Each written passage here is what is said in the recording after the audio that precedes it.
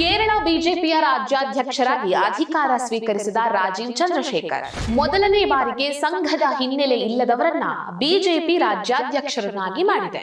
ರಾಜೀವ್ ಚಂದ್ರಶೇಖರ್ ಅವರಿಗೆ ಸೈನ್ಯದ ಹಿನ್ನೆಲೆ ಇದೆ, ಮಾಧ್ಯಮದ ಹಿನ್ನೆಲೆ ಇದೆ, ಜೊತೆಗೆ ಇಂಡಸ್ಟ್ರಿಯ ಹಿನ್ನೆಲೆ ಇದೆ. ಇವರು ಬೆಳೆದಿದ್ದು ಬೆಂಗಳೂರಿನಲ್ಲಾದ್ರೂ ಮಲಯಾಳದ ನಂಟನ್ನ ಮರೀಲಿಲ್ಲ. ತಮಿಳುನಾಡಿನಲ್ಲಿ ಅಣ್ಣಾಮಲೈ ಸೃಷ್ಟಿಸಿದ ಸಂಚಲನವನ್ನ ಕೇರಳದಲ್ಲಿ ರಾಜೀವ್ ಚಂದ್ರಶೇಖರ್ ಸೃಷ್ಟಿಸ್ತಾರ. ನಮಸ್ಕಾರ. ಕೇರಳದಲ್ಲಿ ಅನೇಕ ದಶಕಗಳಿಂದ ನಡ್ಕೊಂಡು ಬಂದಿರುವಂತಹದ್ದು ರಕ್ತಪಾತದ ರಾಜಕಾರಣ.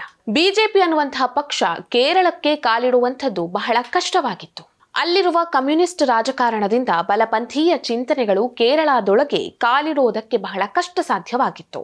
ಆದ್ರೆ ಅಲ್ಲಿ ಕೆಲಸ ಮಾಡ್ತಾ ಮಾಡ್ತಾ ನಿಧಾನವಾಗಿ RSS ಮತ್ತು ಬಿಜೆಪಿ ಕೇರಳದಲ್ಲಿ ತನ್ನ ವ್ಯಾಪ್ತಿಯನ್ನ ವಿಸ್ತಾರ ಮಾಡಿಕೊಂಡಿದೆ.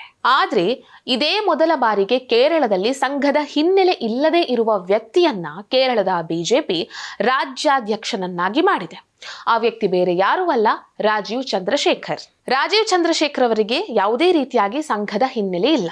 ಇವರ ರಾಜಕೀಯ ಹಿನ್ನೆಲೆ ಏನು ಅದನ್ನ ಮೊದಲಿಗೆ ನೋಡೋಣ. ರಾಜೀವ್ ಚಂದ್ರಶೇಖರ್ ಅವರಿಗೆ 2 ದಶಕಗಳಿಗೂ ಹೆಚ್ಚಿನ ರಾಜಕೀಯ ಅನುಭವ ಇದೆ. 2006ರಲ್ಲಿ ಕರ್ನಾಟಕದಿಂದ ಬಿಜೆಪಿ ಬೆಂಬಲಿತ ಸ್ವತಂತ್ರ ಅಭ್ಯರ್ಥಿಯಾಗಿ ರಾಜ್ಯಸಭೆಗೆ ಆಯ್ಕೆಯಾಗುವ ಮೂಲಕ ರಾಜಕೀಯವನ್ನ ಪ್ರವೇಶಿಸಿದ್ರು. ಮೇಲ್ಮನೆಯಲ್ಲಿ 18 ವರ್ಷ ಪೂರ್ಣಗೊಳಿಸಿದ್ರು. 2021ರಿಂದ 24ರವರೆಗೆ ಕೌಶಲ್ಯ ಅಭಿವೃದ್ಧಿ, ಉದ್ಯಮಶೀಲತೆ ಮತ್ತು ಎಲೆಕ್ಟ್ರಾನಿಕ್ಸ್ ಮತ್ತು ಮಾಹಿತಿ ತಂತ್ರಜ್ಞಾನ ಸಚಿವರಾಗಿ ಸೇವೆ ಸಲ್ಲಿಸಿದ್ರು. 2024ರಲ್ಲಿ ತಿರುವನಂತಪುರ ಲೋಕಸಭಾ ಕ್ಷೇತ್ರದಿಂದ ಸ್ಪರ್ಧಿಸಿ ಶಶಿ ತರೂರ್ ವಿರುದ್ಧ 16,077 ಮತಗಳ ಅಂತರದಿಂದ ಸೋತ್ರು. ರಾಜೀವ್ ಚಂದ್ರಶೇಖರ್ ಅವರಿಗೆ ತನ್ನ ಐಡೆಂಟಿಟಿಯನ್ನ ರೂಪಿಸಿಕೊಳ್ಳೋದಕ್ಕೆ ಅವರಿಗೆ ಮೊದಲು ಕೈ ಹಿಡಿದಿದ್ದೆ ಸೈನ್ಯದ ಸಲುವಾಗಿ ಅವರು ಮಾಡಿದ್ದ ಹೋರಾಟ. ಇವರು ಈ ಒಂದು ಹೋರಾಟಕ್ಕೆ ಧುಮುಕೋದಕ್ಕೆ ಕಾರಣ ಅವರು ಸೈನ್ಯದ ಕುಟುಂಬಕ್ಕೆ ಸೇರಿದವರು. ಇವರ ತಂದೆ MK ಚಂದ್ರಶೇಖರ್ ಅವರು ಭಾರತೀಯ ವಾಯುಸೇನೆಯಲ್ಲಿ ಸೇವೆಯನ್ನ ಸಲ್ಲಿಸಿದ್ರು. ಹಾಗಾಗಿ ಇವರಿಗೆ ಸೈನ್ಯದ ಜೊತೆ ನಂಟಿರೋದ್ರಿಂದ ಈ ಒಂದು ಹೋರಾಟದಲ್ಲಿ ಭಾಗಿಯಾಗಿದ್ರು. ಸೈನ್ಯದ ನಿವೃತ್ತ ಅಧಿಕಾರಿಗಳು 1 ರ್ಯಾಂಕ್ 1 ಪೆನ್ಷನ್ ಅನ್ನುವಂತ ಹೋರಾಟವನ್ನ ಮಾಡ್ತಿದ್ರು.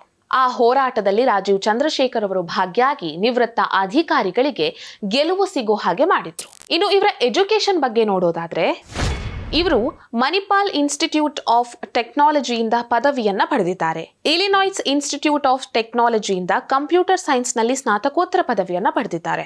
ಹಾರ್ವರ್ಡ್ ಯೂನಿವರ್ಸಿಟಿಯಲ್ಲಿ ಅಡ್ವಾನ್ಸ್ ಮ್ಯಾನೇಜ್ಮೆಂಟ್ ಪ್ರೋಗ್ರಾಮ್ ಅನ್ನ ಸಂಪೂರ್ಣಗೊಳಿಸಿದ್ದಾರೆ. ಪ್ರಾರಂಭದಲ್ಲಿ ಇವರು US ನಲ್ಲಿ ತನ್ನ ವೃತ್ತಿಯನ್ನ ಪ್ರಾರಂಭಿಸಿದ್ರು. ಆಮೇಲೆ BPL ಗ್ರೂಪ್ ನಲ್ಲಿ ಕೆಲಸವನ್ನ ಮಾಡೋದಕ್ಕೆ ಪ್ರಾರಂಭಿಸಿದ್ರು.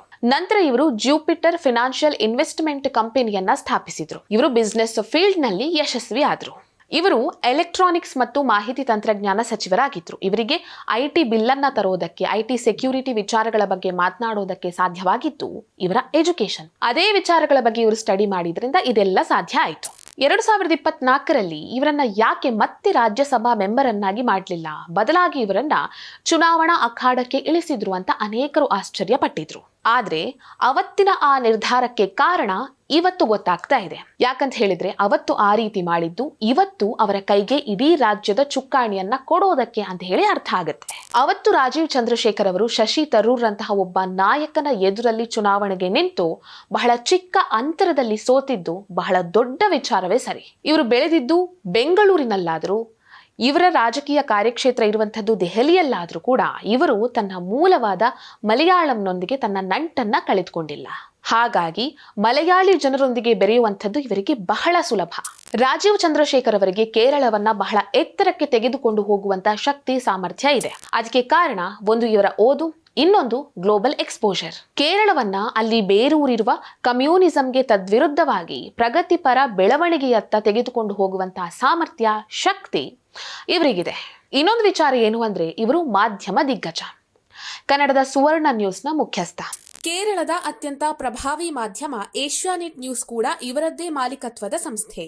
ಇವರಿಗೆ ಮಾಧ್ಯಮದ ಹಿನ್ನೆಲೆ ಇದೆ, ಇಂಡಸ್ಟ್ರಿಯ ಹಿನ್ನೆಲೆ ಇದೆ, ಜೊತೆಗೆ ಸೈನ್ಯದ ಹಿನ್ನೆಲೆಯೂ ಇದೆ.